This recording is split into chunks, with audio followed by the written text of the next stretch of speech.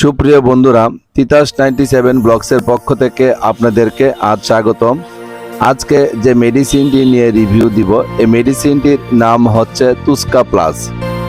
তুস্কা plus এই মেডিসিনটি কি কি সমস্যার জন্য ব্যবহার করা হয় বা খাওয়ার নিয়ম এবং এর পার্শ্ব প্রতিক্রিয়া কি হতে পারে, খুবই সহজ ভাষায় আজকে তুলে ধরব। তুস্কা প্লাস এই মেডিসিনটি স্কোয়ার ফার্মাসিউটিক্যাল মার্কেটিং করে থাকে, আর এর জেনেরিক নেম হচ্ছে এক্সপেক্টুরেন্ট।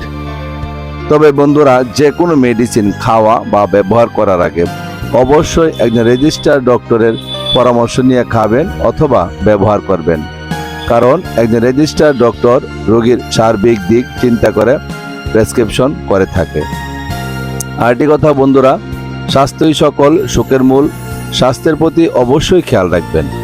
আপনি যদি স্বাস্থ্য সচেতন হয়ে থাকেন তাহলে আমার এই চ্যানেলটি সাবস্ক্রাইব করে রাখতে পারেন, কারণ এখানে প্রতিনিয়তই নতুন নতুন মেডিসিন নিয়ে রিভিউ দেওয়া হয়।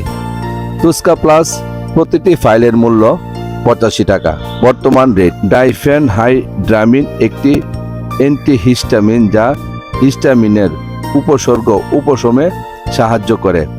এবার তুস্কা প্লাস এই মেডিসিনটি কেন সাধারণত ডক্টর প্রেসক্রিপশন করে থাকে? আমরা অনেকেই জানি তুস্কা প্লাস এই মেডিসিনটি একটি কাশির ঔষধ।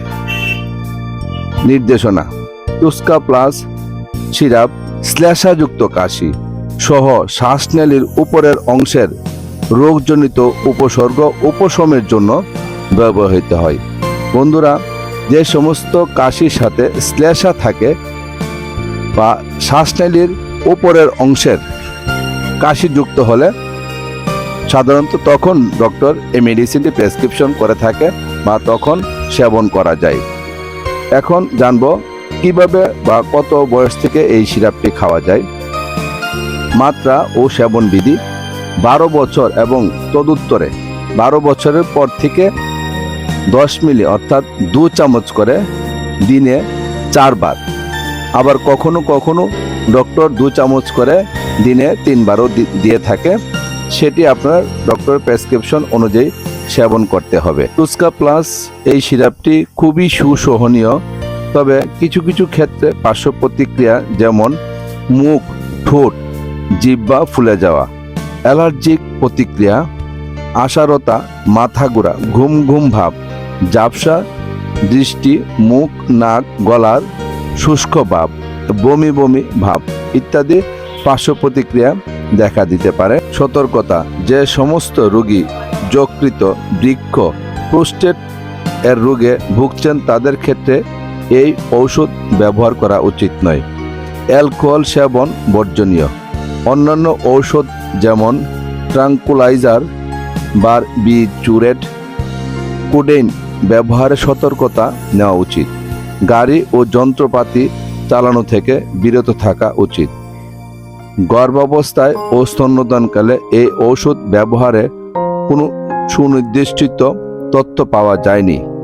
বন্ধুরা, এই হলো আজকে তুস্কা প্লাস নিয়ে সংক্ষিপ্তভাবে আলোচনা। তবে এই ওষুধটি খাবার আগে অথবা পরে দুভাবেই সেবন করা যায়। আবারও বলছি, স্বাস্থ্যই সকল সুখের মূল। স্বাস্থ্যের প্রতি অবশ্যই খেয়াল রাখবেন। আপনি যদি স্বাস্থ্য সচেতন হয়ে থাকেন তাহলে আমার এই চ্যানেলটি সাবস্ক্রাইব করে রাখতে পারেন। আর যদি ভিডিওটি ভালো লেগে থাকে তাহলে প্লিজ একটি লাইক দিবেন। সম্পূর্ণ ভিডিওটি দেখার জন্য আপনাকে অসংখ্য ধন্যবাদ। ভালো থাকবেন।